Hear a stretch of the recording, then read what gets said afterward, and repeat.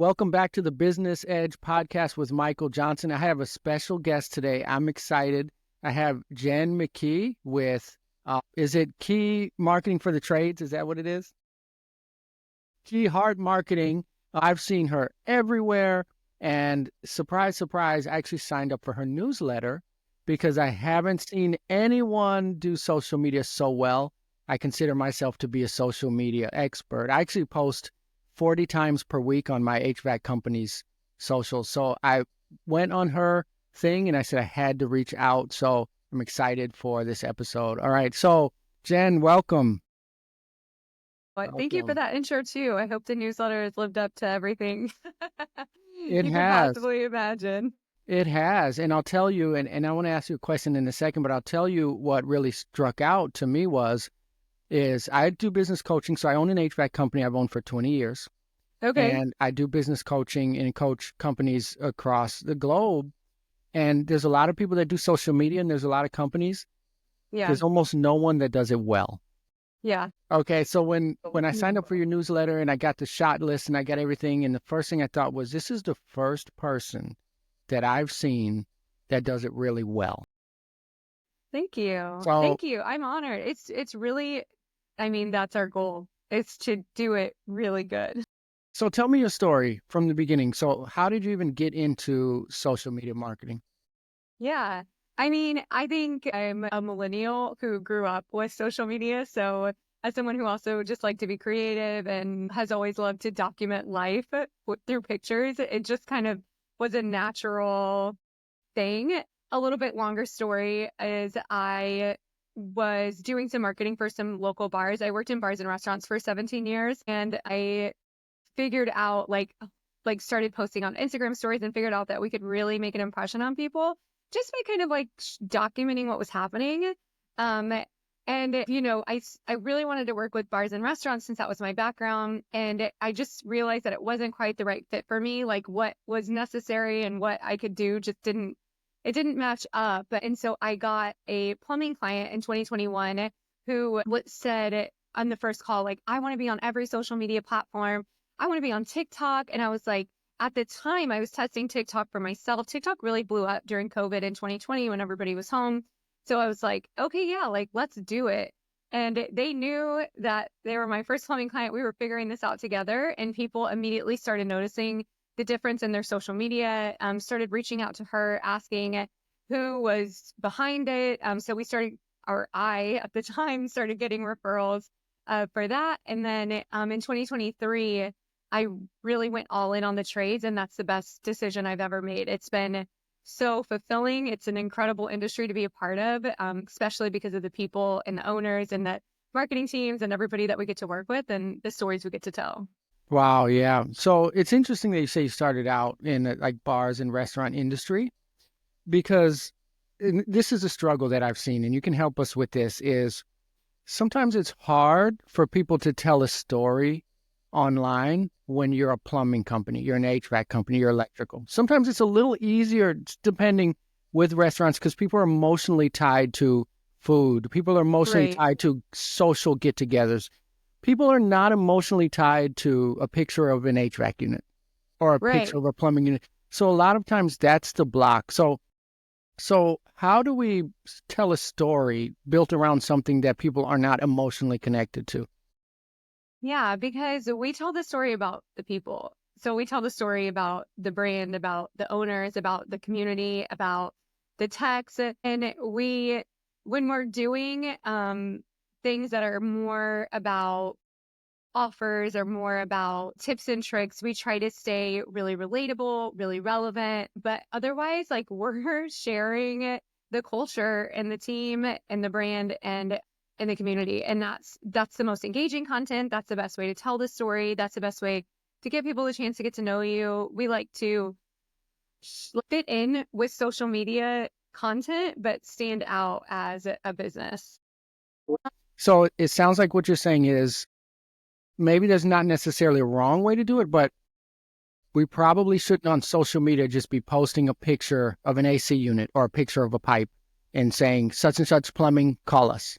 Right? There needs to be more to it than that, right?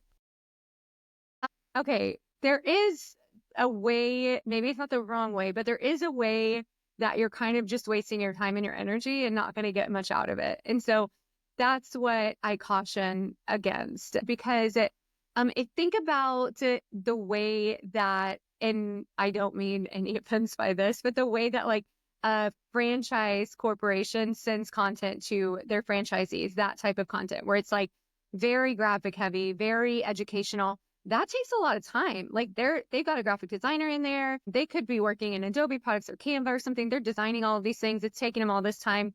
And that's not engaging content. That goes out there and then like, no one sees it. No one cares. It's not exciting. It's not interesting. It's not engaging. So I do think that that's the wrong way to think about it and the wrong way to do it, because you're simply wasting your time and your resources. And so it's so much easier to do it the way that we do. It just takes a little bit more intentionality behind documenting what's going on in your team and in your culture. And so, I mean, we work remotely with our clients, so we're not there. So it's a very collaborative experience. But what we're encouraging them to do is like, we like to meet with them. That's the best way to really get the juices going. And I say that because, people get busy and then you like don't talk to your marketing team for months, right? And you're like, I should probably reach out to them, or maybe you reach out to them because you get the bill from whoever, and you're like, oh my God, what did we get out of this? And so we really like to talk to them to find out, like, what do you have going on? And some people are like, oh, nothing. Okay, well, how often are you doing meetings? Oh, well, we do meetings every Tuesday. Okay, cool. What are you guys doing in those meetings? Like, are you celebrating the team? Are you training them on soft skills or technical skills? Or, technical skills, record it. Let's see what you guys are talking about. Let's see your training tips that you've got. If you're celebrating, like, let's get a video of it. Let's get a picture of the winner. Let's celebrate them. Okay, Christmas is coming up. Are you guys going to be a part of any holiday parades? Are you sponsoring any local teams? Are you taking dessert to the teachers for Thanksgiving? Like, let's share these things that you're doing. So it's like things that you're already doing or that you really want to do. I mean, everybody we talk to is like, some of them are like, oh, I want to do more in the community, but like, those are the great things that you can share on social media. It takes way less time than sitting behind a computer and trying to make some fancy graphic that no one even cares about seeing. So when you talk about like a wrong way, and then the other wrong way is using stock images, because that's another thing that's like, why? That was pointless. Mm-hmm. Like, it's not a representation of you, of your team, of anything like that. I'm against stock images. Yeah, me too. Well, I think they're boring and I think they're bland. Right. You have to get, in my opinion, you have to put your mind into what someone is doing when they're on social media, right? Exactly. So they're vegging out, they've got off work, they're relaxing. They don't want to study something or learn. Mm-hmm. They want something that entertains them, something that connects to them, right? And something that talks about energy efficiency and SEER ratings and this and that. That's too much when I've been at work all day. But something that's fun or following people in the office is more engaging, right? But you touched on something. You have a free download, right? And it talks about a shot list and everything. Mm-hmm. It sounds like what you're saying is you're already doing stuff every day, and you just have to have someone film what you're already doing for clients, because you're not asking them to spend extra time, right?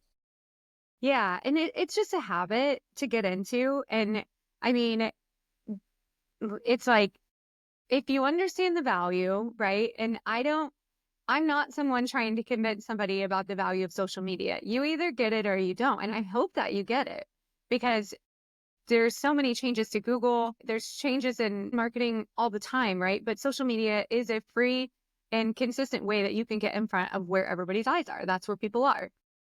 But it's about getting in the habit. And so, yes, it might be new. And yes, you might not know what you're doing at first. And you might take a video and look back at it later and be like, boy, you couldn't see anything.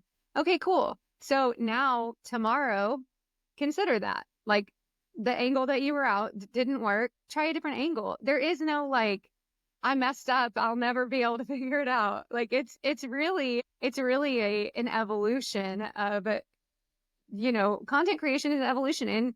And even though, I mean, most tradesmen aren't content creators, there definitely are some, right? And we see that and they love it. And that's probably you if you're creating that much content for your HVAC business, but most of them aren't, and that's okay. And there's just some basics to know, like wipe down your camera lens before you get started. Otherwise, it's going to look like a flip phone. Or, Oh, I'm so sorry about that. Move into some good lighting, because if you're in some place really dark, you're probably not going to be able to see what you're doing. But other than that, like, recording what you're doing can be incredibly interesting. And then you can even add things on top of it, or give it to somebody to add a voiceover about what you're doing, or add text on the screen to share a little something. So yeah, you don't always have to add more to your day in order to Hmm. get content. Yeah, and you don't have to be an Emmy award winning actor or actress. Is and that's what I hear a lot is people say, "Well, I'm not good on camera and all of this." But really, people aren't looking for perfection. If they want to watch good acting, they'll turn on a movie. Okay, so that's not what it's about. People enjoy people that are human, people that are imperfect. They don't care if the video is not perfect. And exactly what you said is action creates clarity. So a lot of times when we say, "Well, Right. we don't know what to film," when you start filming, then it gives you clarity on what to film. I've been filming forever. I constantly am like trying something new, or like, man, those videos were not hitting. Like, what can I do differently to, because it's not, the thing is that everybody has a story to tell and great information to share and things that people want to hear. Like, everybody does.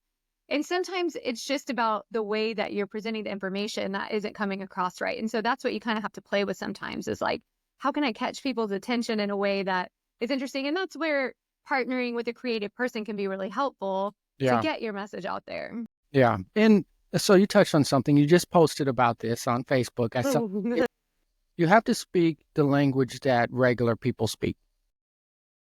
So I say, so when I film, I believe everything that I film, you should be able to smell it. You should be able to feel it. You should be able to taste it. Right.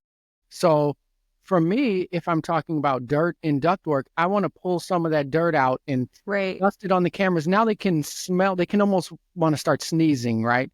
Or Yeah. it's just simple, look at how dirty this is. I posted a Yeah. video 5 days ago, has 70,000 views on it.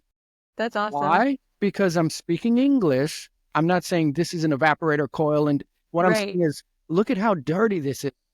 More attraction when you sound like a person, right? Yeah. Well, that's what I would say is make sure that you're just relaxed. You don't have to be an Emmy award winning actor.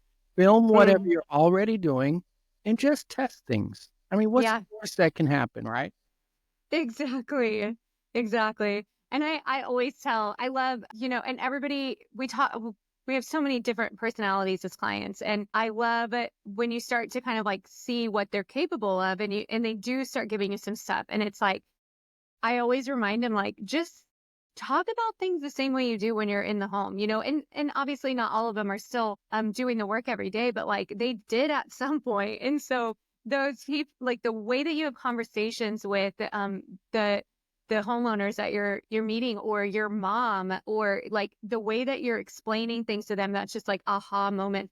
That's how you want to talk on video. Not, I mean, depending on your goals, right? But like not the way that you're explaining things to your text or explaining things to other people in your industry, but very like, so my team, were an all female team of people who are not in the trades. And so a lot of what we have had to do is a learning curve.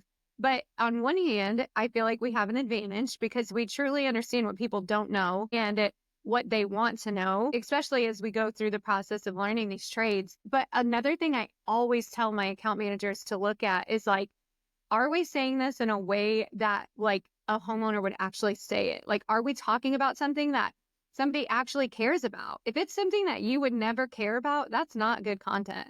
Like that, even with educational content, although like sometimes our clients give us stuff and we're like, this is really good. And like, you would never know that. And it was just like one of our clients was talking about reaming a pipe so that it doesn't create this pinhole leak as it's going through, and that's like, that is super interesting. The video performed really well. It was a great video of him just very naturally talking about it and why it was important and things. And like, it was one of those, like, a homeowner would never really need to know this, but it was interesting information. So it ended up being beneficial. I've got to turn this off. Yeah. And it's interesting because you say, so you're an all female team and you're Yeah. not trades people, which is amazing because that means you are the demographic, right? Mm-hmm. Because our demographic especially if it's residential, our demographic Right. number one is women. Number one. Okay, so you have an all Mm-hmm. woman team. Number two, our demographic are not tradespeople. If they were, They wouldn't be calling us. So you've got the number one and number two demographic doing the work. So I think that's amazing. And I think we do get lost sometimes with worrying about what are other tradespeople going to think about this post. For sure. Doesn't matter. We too. Like one of our big things is like, do not make people look stupid. And as people who don't know, that could really easily happen. So my team knows we haven't made anybody look stupid in a while, but when I first started with my very first client, who is still my client to this day. So she forgave me. They forgave me for ever making them look stupid. But it's like, we have to be knowledgeable. And if we don't know, we need to ask questions and we need to ask the owner. Like, don't depend on their blog post, because as anyone listening to this knows, like, and God love your SEO team, but they will totally post stuff that you have no idea what is on your website. And then we're creating content out of it. And our clients are calling saying, we don't even do this. Like, I don't even agree with this. Like, cool, it's on your website. So you could just take that page down and we won't ever post about it again. But 100%. We don't ever want to make someone look stupid. Yeah. And we post, like I said, I post 40 times a week. That's a lot, right? Yeah. And you have some winners and you have some losers. And what you do is you just take 100%. The losers and you just take them down and you start to learn. It's not, people don't have a mindset of where if you post something and it wasn't that good and you took it down, they don't remember what they ate for breakfast that morning. So they're not going to need to take it down. I would challenge you to leave it up, because I have posts that have continued to get traction over time that maybe didn't hit right away.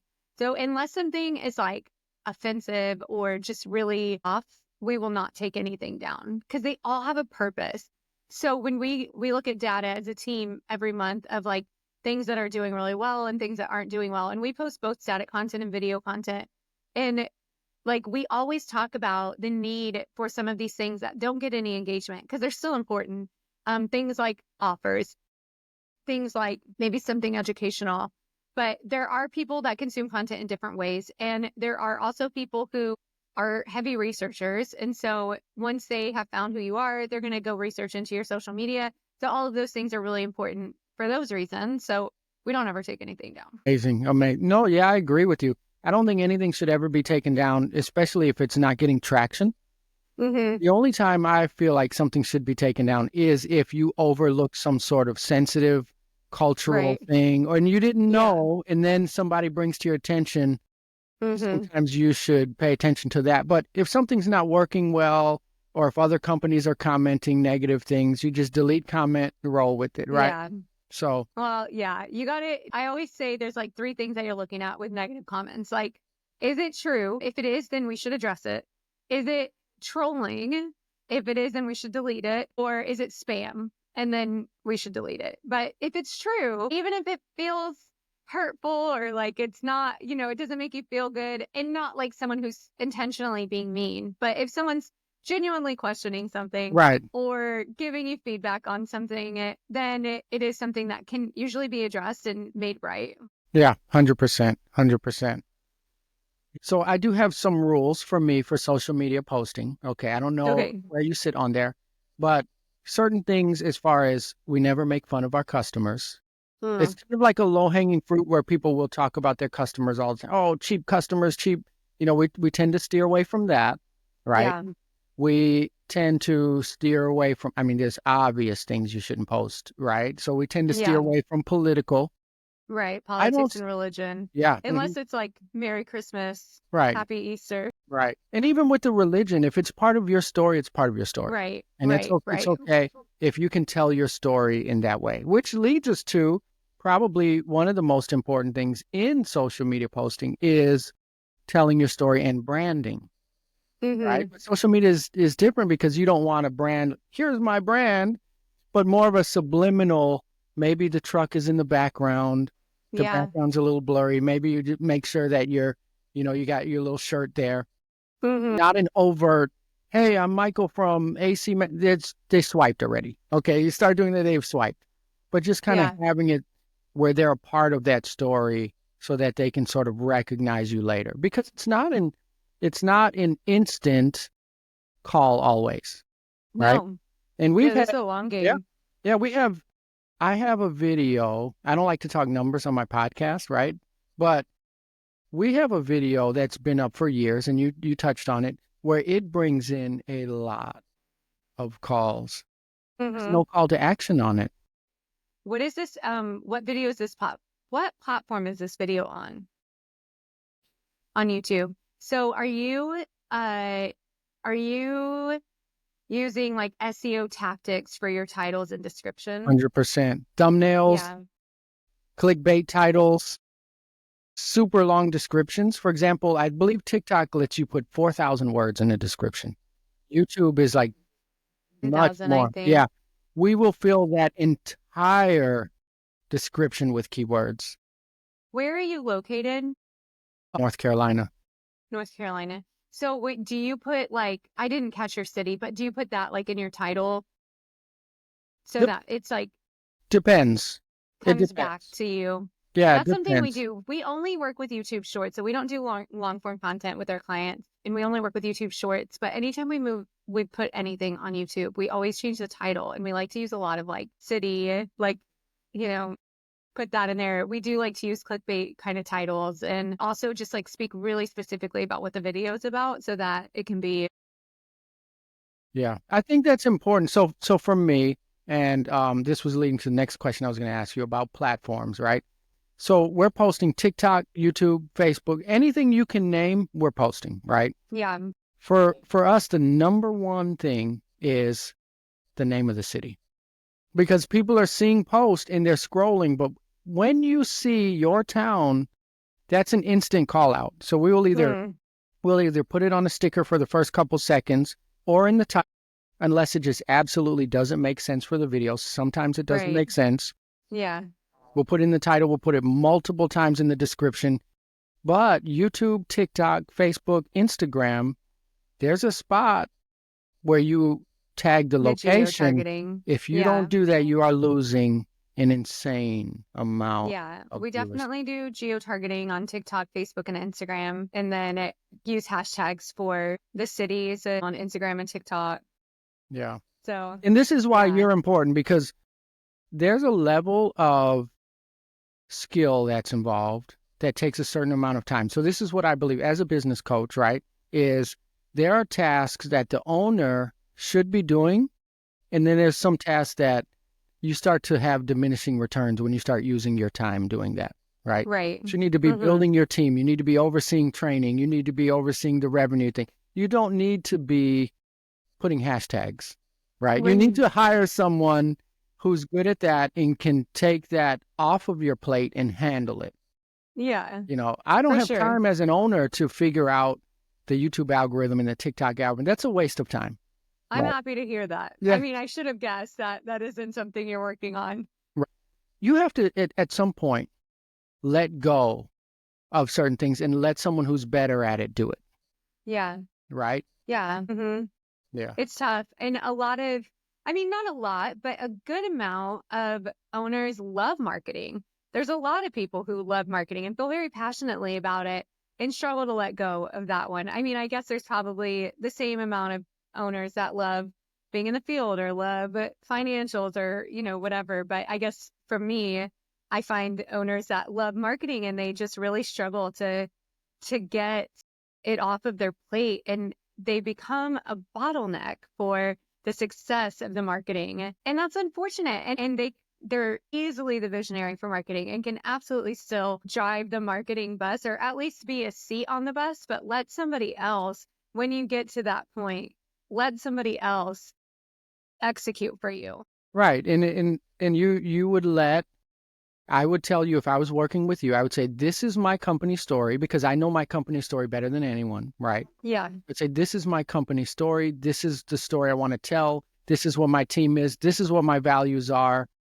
And then hand that to you and let you do all of the other algorithm stuff, right? And that's the back and forth.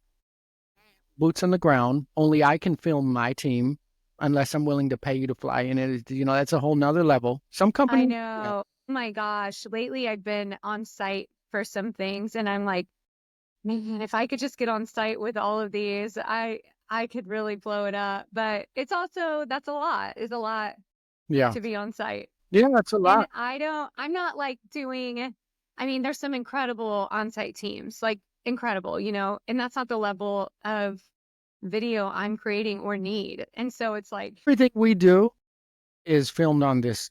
Right. Yeah. And so I show up with like an iPhone, and I have this little Sony that I just bought that I don't love it. It does a great job for video. It doesn't do a good job for pictures. So there's that, but it does great for video. I can connect a little microphone to it. It's super easy, like travel, but that's like the extent of equipment I'm using. Like definitely some lighting. I have a good microphone that makes a difference when you're doing any sort of like talking Yeah. videos, but So and you don't even have to start. You can start with nothing. Like yeah, I tell no, people, like just get your phone out there. I don't need anything else. I have videos that have done north of $100,000 of work that was Yeah, filmed on an iPhone with no microphone connected. right. These days I put the little thing in, but you don't have to do that. You just need to get your story out there, get your Yeah, team out there, and just start it, right? So, yeah. and I think that's the beautiful thing. So really quickly, I'm going to ask you two quick questions as we come to a close. Okay. Number one, you have owners listening and they're thinking, okay, what do I have to do to get started? Okay, I'm excited. I want to make some money. I want to get my social media. Okay, what do I need to do first? Yeah. I mean, you just said it. You have to start. I think that you need to make sure that you have an account. Facebook, Instagram, TikTok, YouTube. Those are the 4 that we prioritize for all different reasons. And then try to get the same handle across all 4.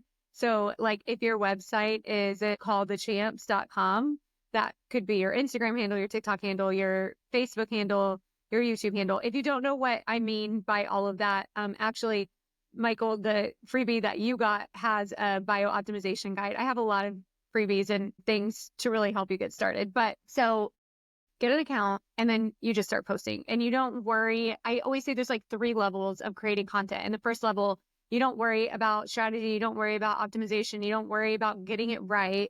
You just start getting in the habit of creating a piece of content, taking a picture and posting it, taking a video and posting it.